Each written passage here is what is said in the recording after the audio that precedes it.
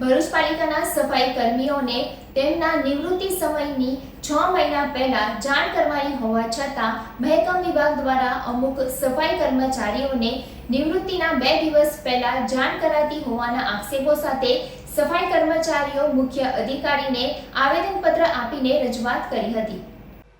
ભરૂચ જિલ્લામાં નગરપાલિકામાં અનેક સફાઈ કર્મીઓ વયમર્યાદાએ નિવૃત્ત થતા હોય છે, પરંતુ પાલિકાના મહેકમ શાખાના અધિકારીઓ દ્વારા સરકારી નિયમ મુજબ નિવૃત્ત થતા કર્મચારીઓને 6 મહિના પહેલા જાણ કરવાની હોય છે, પરંતુ પાલિકાના મહેકમ વિભાગ દ્વારા સફાઈ કરતા સફાઈ કર્મીઓને 6 મહિના પહેલા જાણ નહીં કરીને માત્ર 1 દિવસ પહેલા અથવા 2 દિવસ પહેલા મૌખિકમાં જાણ કરી દેવામાં આવે છે। જ્યારે અમુક સફાઈ કર્મચારીઓને 3 થી 4 દિવસની સફાઈ કરાવ્યા બાદ સેનેટરી ઇન્સ્પેક્ટર દ્વારા કહેવામાં આવે છે કે તમે નિવૃત્ત થઈ ગયા છે, જેના કારણે કર્મચારીઓને તેમની બાકી પડતી રજાઓ પણ ભોગવવાનો મોકો મળતો નથી, જેથી સફાઈ કર્મીઓમાં આક્રોશ ફેલાયો હતો। જેથી આ મામલે કર્મચારીઓ તેમના યુનિયનના આગેવાનોને રજૂઆત કરી હતી। આ મામલો ગંભીરતાથી લઈને મ્યુનિસિપલ કર્મચારી મહાસંઘના ઉપપ્રમુખ કિરણ સોલંકી સહિતના સફાઈ કર્મીઓએ પાલિકા કચેરી ખાતે એકત્ર થઈને પાલિકાના મુખ્ય અધિકારી હરીશ અગ્રવાલને લેખિતમાં આવેદનપત્ર આપી મહેકમ વિભાગના અધિકારીઓ સામે કાર્યવાહી કરવાની માંગ કરી નિવૃત્ત થતા સફાઈ કર્મચારીઓને 6 મહિના પહેલા તેમને નિવૃત્તિની જાણ કરવી જોઈએ, સાથે તેમના નિવૃત્તિના સમયે અને તેમના ગ્રેજ્યુટીનો ચેક પણ આપવાની રજૂઆત કરી હતી। આ બાબતે મુખ્ય અધિકારીએ તે અંગે તપાસ કરાવી હવેથી એવું નહીં થવાનું જણાવ્યું હતું।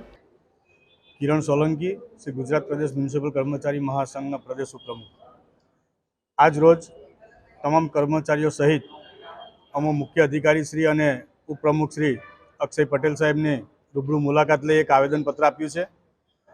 હવે આવેદનપત્ર એટલા માટે આપવું પડ્યું છે કે ભરૂચ નગરપાલિકાની અંદર જે મહેકમ ખાતાની અંદર રાયજીભાઈ વસાવા જે ઘણા વર્ષોથી એક કામગીરી બાબતે ખૂબ જ ગેરરીતિ આચરી રહ્યા હોય, અમારા ધ્યાન ઉપર આવતા અત્યારે 31 માર્ચે કર્મચારી જે રિટાયર થયા તારાબેન ચંદ્રકાંત સોલંકી, તેઓને બિલકુલ રિટાયરનો ઓર્ડર આપ્યા વગર તેમને નિવૃત્ત કરી દેવામાં આવ્યા છે।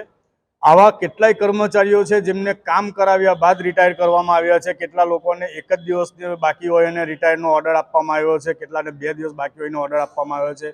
કોઈ પણ બાબતની તેઓને એક ગંભીરતા નથી દેખાતી।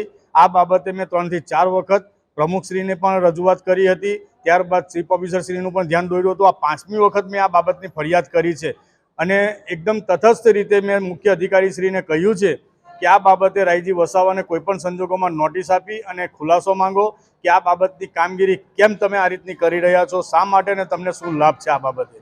તો એ બાબતે આજે કર્મચારીઓને તાત્કાલિક ધોરણે જો રિટાયર કરવામાં આવે, તેમની બાકી રહી ગયેલી રજાઓને એમને ભોગવવી હોય રિટાયરના સમયે, તો એ શું કરી શકે? તો એ બાબતે આ લોકોને ખૂબ જ ગંભીર બાબતો દેખાઈ રહી છે। રજાઓ માંગવા આવે છે, રજાઓ પૂછવા આવે છે, ત્યારે કોઈ પણ બાબતની એ લોકો ધ્યાન ઉપર લેતા નથી અને વ્યવસ્થિત કર્મચારીઓને જવાબ આપતા નથી।